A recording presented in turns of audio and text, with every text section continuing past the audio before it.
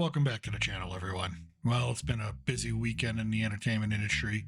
First, The Marvels was released into theaters worldwide and has not been good for the film, for Marvel Studios, or for Disney financially. The weekend box office came in at around $47 million, making it the worst opening weekend of all 33 MCU movies, and it seems to only have made $63 million internationally.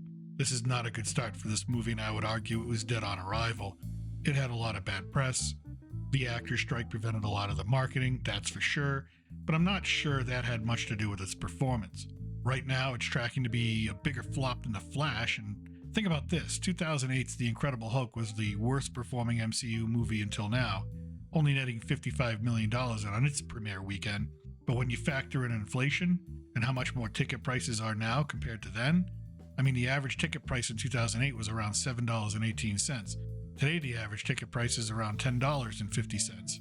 In other words, not only did the Marvels flop harder financially, but it also sold significantly less tickets, making the Marvels the most unpopular movie the MCU has ever released. If you do the math, the Hulk comes out to about 7.6 million tickets sold that weekend, and the Marvels only sold 4.5 million tickets. That stat may be even more than the box office. Should be a real wake-up call to Marvel and to Disney about the direction of their most profitable franchise, the MCU, which up until now has made around $30 billion since it began. Is Marvel dying? I think it's too early to make that determination. What I do think we can all agree on is that audiences are sending a clear signal to Disney and Marvel that there is a clear disconnect between the product being offered and the product being demanded. That's just simple economics, the law of supply and demand. And when those two are in imbalance, bad things happen. I think the best thing that could have happened from all of this and the strike is that Disney is basically pausing most of the MCU theatrical releases in 2024. Only Deadpool 3 will be released, with the Thunderbolts and Captain America 4 being pushed back to 2025. This, I think, will be beneficial for Disney, giving them some time to think and maybe reorder and reevaluate their direction. Now, I know everyone is dunking on the Marvels this weekend, but what about the rest of the box office? The other big movie out there, another $200 million release, Martinscorsese's Killers of the Flower Moon, has not performed well, making the same amount as the Marvels, but they had 4 weeks to do it so far. But no one's really talking about it, and this is an Apple Studio release, and even Leonardo DiCaprio and Robert De Niro cannot get audiences to theaters.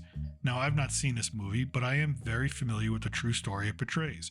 I think that a movie like this is just not what people want to see during this time of year. To me, this is a March or April release, not something leading into the holiday season. It's a hard story, a tough story about the treatment of Native Americans. I think an important story, and I'm sure DiCaprio and De Niro and Scorsese delivered their usual top-notch performances. It is an almost 4-hour movie, and that could also keep audiences away, so again, I don't think this was a good time to release a film like this, and it suffered for it. Then again, it's Apple, and losing $200 million to Apple is like me losing the loose change in my pockets between the cushions of my couch. Now, the last item I found interesting is the continuing drama at Warner Bros. They have shelved another feature film, one that was already completed and ready to go, in favor of a tax break.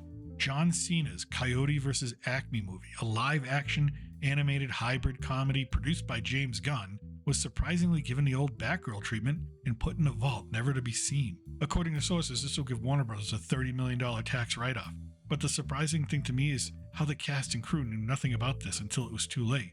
The director tweeted out, "For 3 years I was lucky enough to make a movie about Wile E. Coyote, the most persistent, passionate, and resilient character of all time. I was surrounded by a brilliant team who poured their souls into this project for years. We were all determined to honor the legacies of these historic characters and actually get them right. Along the ride, we were embraced by test audiences who rewarded us with fantastic scores. I am beyond proud of the final product and beyond devastated by Warner Bros.' decision. But in the spirit of Wile E. Coyote, resilience and persistence win the day." So the carnage at Warner Bros. Continues, and I just wonder what this action does for the relationship between James Gunn, head of DC Studios for Warner Bros., and David Zaslav, the CEO. And does this mean Zaslav is maintaining more control over DC than what was normally thought? I think this story will get more and more interesting as James Gunn gets closer to rolling out projects for DC. At this point, it's anyone's guess, but what do you think? Let me know in the comments section below, and if you like this video, hit the like button and subscribe for future updates and content. I hope you all have a great week. From south of the border, I am your reluctant gringo. Salud and Huevo.